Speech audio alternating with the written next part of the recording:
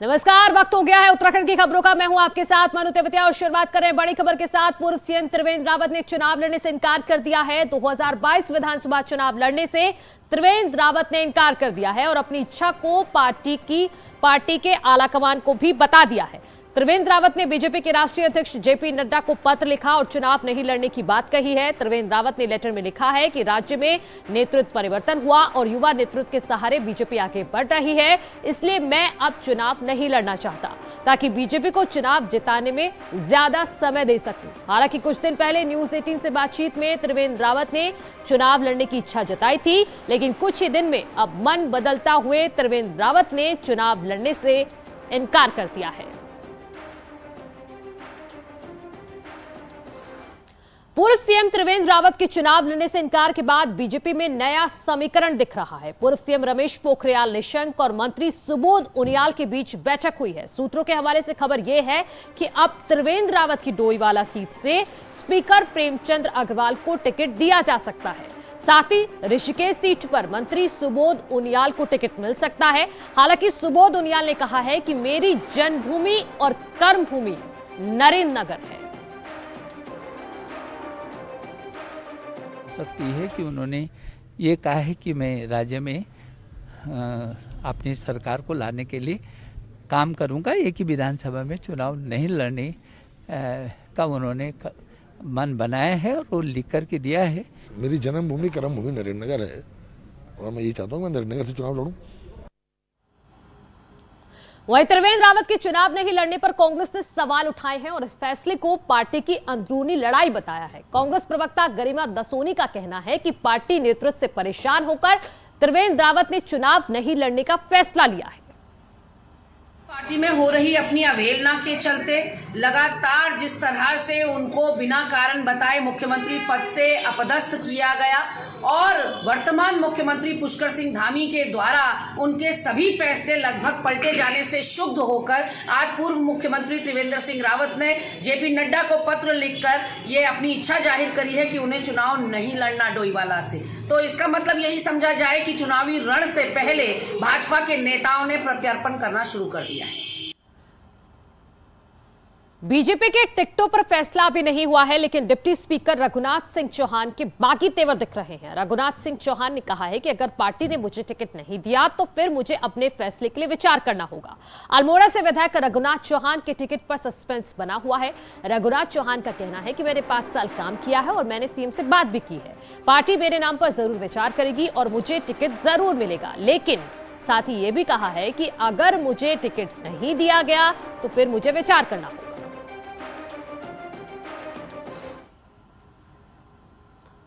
और इसी बीच खबर यह है कि बीजेपी के टिकटों का ऐलान कल हो सकता है। कल बीजेपी अपनी पहली लिस्ट जारी कर सकती है। दिल्ली में आज बीजेपी केंद्रीय चुनाव समिति की बैठक हुई है, जिसमें सभी सीटों पर चर्चा की गई है।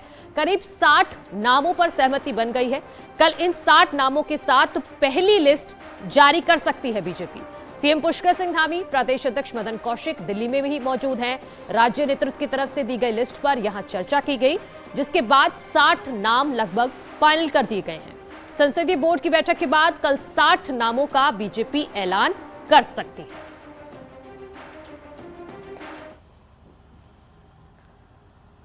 और बीजेपी का कुनबा लगातार बढ़ रहा है और इसी कड़ी में सीडीएस जनरल बिपिन रावत के भाई कर्नल विजय रावत ने आज बीजेपी का दामन थाम लिया है। दिल्ली में सीएम पुष्कर धामी ने उन्हें पार्टी की सदस्यता दिलाई। इससे पहले विजय रावत ने सीएम धामी से मुलाकात की थी और उसके बाद एक प्रोग्राम हुआ जिसमें वो बीजेपी में शामिल हुए। सीएम धामी ने उनका स्वागत किया तो बीजेपी के राष्ट्रीय मुख्य प्रवक्ता अनिल बलूनी ने भी कहा कि देशभक्तों का परिवार बीजेपी में शामिल हुआ। विजय रावत ने कहा इस मौके पर कि बीजेपी को सबसे बेहतरीन पार्टी उन्होंने करार दिया। बेहद खुशी है कि आज उन्हीं के विचारों को आगे बढ़ाने के लिए हमारे कर्नल विजय रावत जी आज भारतीय जनता पार्टी में शामिल हुए हैं और मुझे अत्यंत खुशी हो रही है क्योंकि मैं भी एक सैनिक पुत्र हूं। यही देखते हुए कि कोई मेहनती पार्टी है, कोई जो पार्टी है जो इस देश का असलियत में ही भला चाहती है, देखना चाहती है कि ये देश आगे बढ़े, चाहे वो सिक्योरिटी केस में हो, इंडियनाइजेशन में हो, आपके इकोनॉमिक पैकेजेस में हो, किसी भी चीज में हो, इस पार्टी का इसमें बहुत बड़ा मतदान है। जनरल बिपिन रावत, जो स्वर्गीय हमारे बिपिन रावत जी सीडीएस थे, उनके छोटे भाई हैं। 34 वर्षों तक सेना में आपने सेवा दी है। इनके पुत्र भी भारतीय सेना में सेवा दे रहे हैं। पूरा देशभक्तों का परिवार और देश के लिए न्यौछावर होने वाले लोगों का परिवार है। हम विजय रावत जी का बहुत बहुत स्वागत करते हैं भारतीय जनता पार्टी में। बात कांग्रेस की कर लेते हैं। कांग्रेस उम्मीदवारों की बात करें तो कांग्रेस में भी टिकटों को लेकर नया पेच फंस गया है और बड़ी खबर यह है कि अब कल भी कांग्रेस के उम्मीदवारों की लिस्ट नहीं आने वाली है। कल कांग्रेस सीईसी की बैठक अब नहीं होगी। अब शुक्रवार को दिल्ली में कांग्रेस सेंट्रल इलेक्शन कमेटी की बैठक होगी, जिसमें टिकटों पर फाइनल फैसला किया जाएगा। शुक्रवार शाम को 4 बजे कांग्रेस सीईसी की बैठक होगी, जबकि कल उत्तराखंड स्क्रीनिंग कमेटी की फिर से बैठक होगी। माना यह जा रहा है कि कुछ लोगों के पार्टी में आने और जाने को लेकर पेच फंसा हुआ है। साथ ही बीजेपी की लिस्ट का भी कांग्रेस इंतजार कर रही है।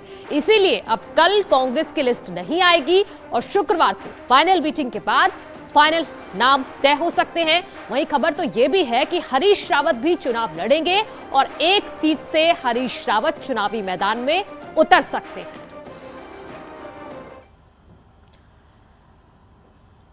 असल में हरक सिंह को लेकर भी कांग्रेस में मामला अटका हुआ है। कई कोशिशों के बाद भी हरक सिंह अब तक कांग्रेस में एंट्री नहीं कर पाए हैं।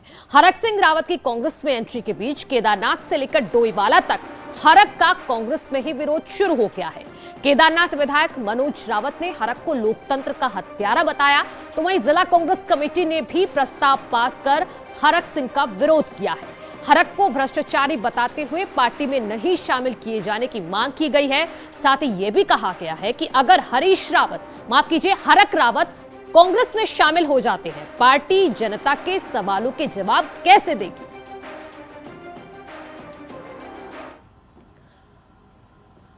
और इसी बीच दिल्ली से बड़ी खबर यह है कि हरीश रावत लगातार हरक सिंह की वापसी का विरोध कर रहे हैं और अब हरीश रावत ने खुलकर हरक सिंह की कांग्रेस में एंट्री का विरोध किया है। आलाकमान की तरफ से स्टेट लीडरशिप पर यह फैसला छोड़ा गया है और हरीश रावत के साथ गणेश गोदियाल, प्रीतम सिंह, देवेंद्र यादव को इस पर फैसला लेना है। और खबर यह भी है कि हरीश रावत इस पर खुले तौर पर विरोध कर रहे हैं। ऐसे में हरक सिंह की कांग्रेस में एंट्री फिलहाल अटकी हुई है।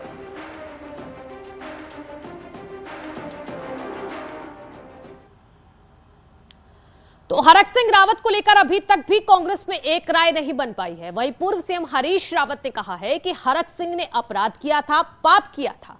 हरीश रावत ने यह भी कहा कि जो भी लोग हरक सिंह का विरोध कर रहे हैं, उनकी भावना को वो अच्छे से समझते हैं, लेकिन पार्टी हाईकमान जो भी फैसला लेगी वो सभी को मंजूर होगा।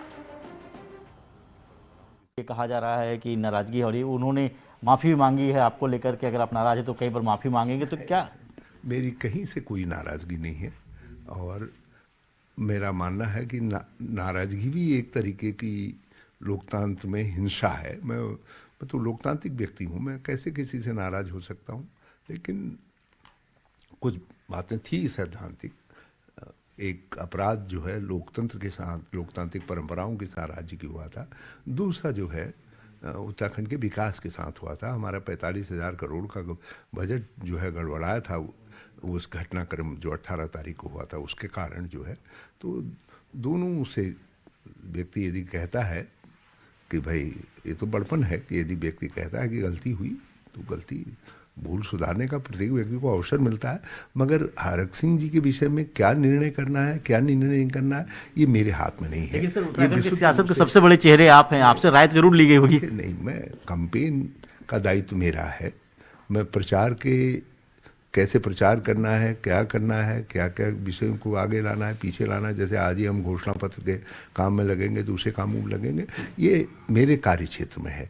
लेकिन पार्टी में किसको लेना है, किसको नहीं लेना है, ये प्रदेश अध्यक्ष जी को, पार्टी प्रभारी जी को, सीआरपी लीडर को देखना है।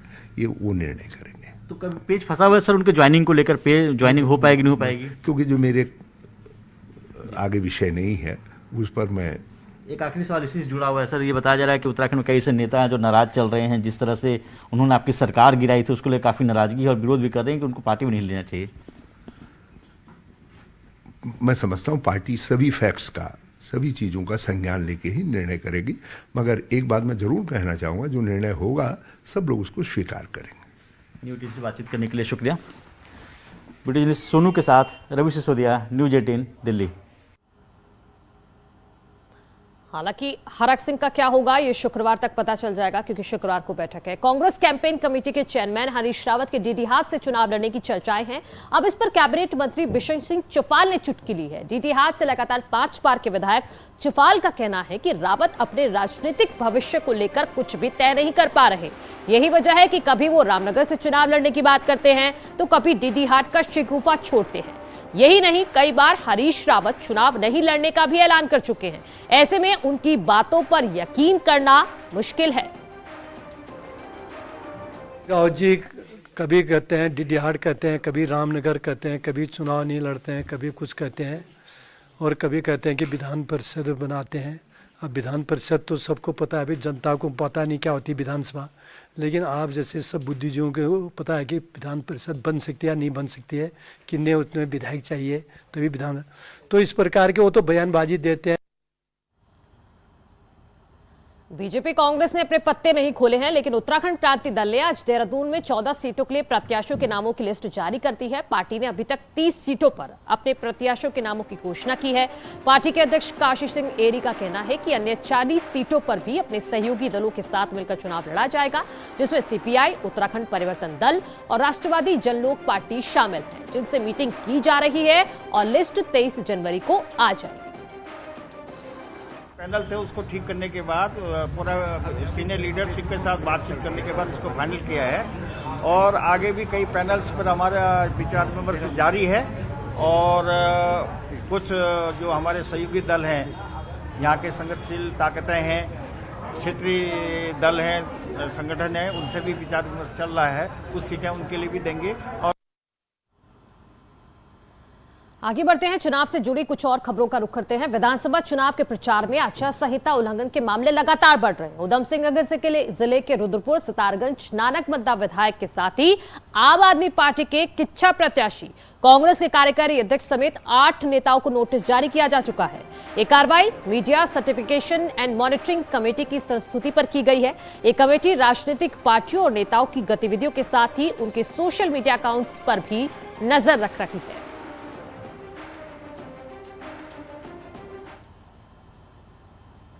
उधर विकासनगर पहुंचे कांग्रेस मैनिफेस्टो कमेटी के अध्यक्ष न प्रभात ने बताया कि मैनिफेस्टो कमेटी की तरफ से चुनावी घोषणा पत्र तैयार किया जा चुका है, जिसे पार्टी के वरिष्ठ नेताओं के साथ बैठक के बाद जारी किया जाएगा।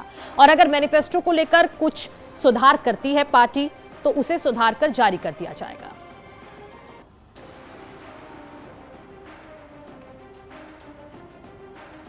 जैसे हमारी एक बैठक है जिसमें हमारे वरिष्ठ नेता जो कुछ हमने तैयार किया है उस पर चर्चा करेंगे, और जैसे ही उनके संशोधन से वो संशोधित हो जाएगा फिर इसको विधिवत रूप से जारी किया।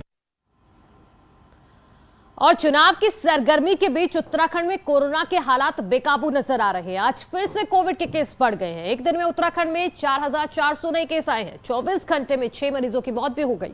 अकेले देहरादून की बात करें तो 1,700 के करीब यहां मामले सामने आए हैं। राजधानी में 10,000 से ज्यादा एक्टिव केस अब हो गए हैं। पहाड़ी जिलों में भी कोविड का खासा असर दिख रहा है, वहां भी लगातार मामले बढ़ रहे हैं। हरिद्वार की बात करें तो 694 यहां पर केस मिले हैं आज। नैनीताल में 592, अल्मोड़ा में 225, उधम सिंह नगर में 376 और पौड़ी में 238 नए कोरोना केस आए।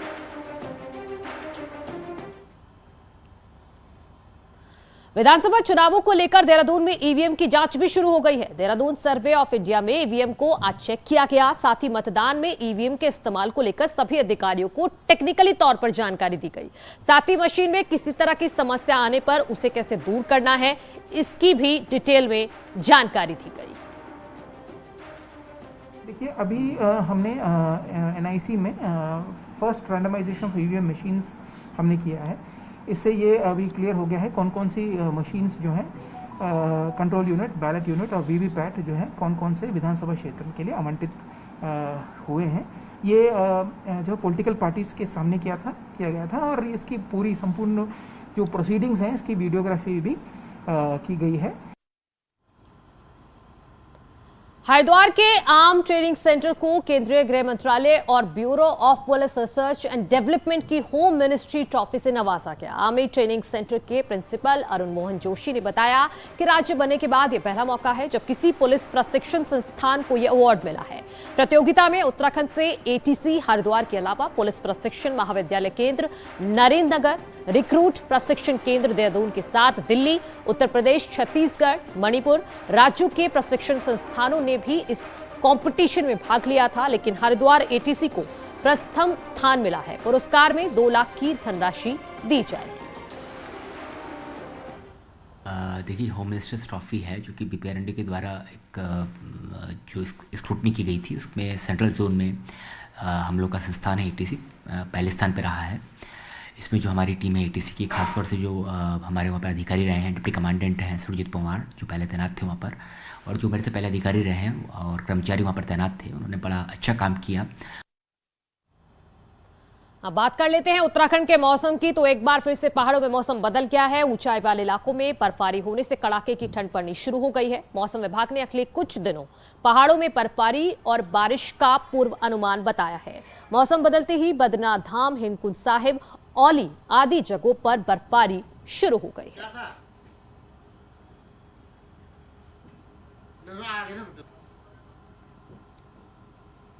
और यहाँ रुकना एक छोटे से ब्रेक के लिए, जल्द लौट रहे हैं, आप कहीं मत जाइए।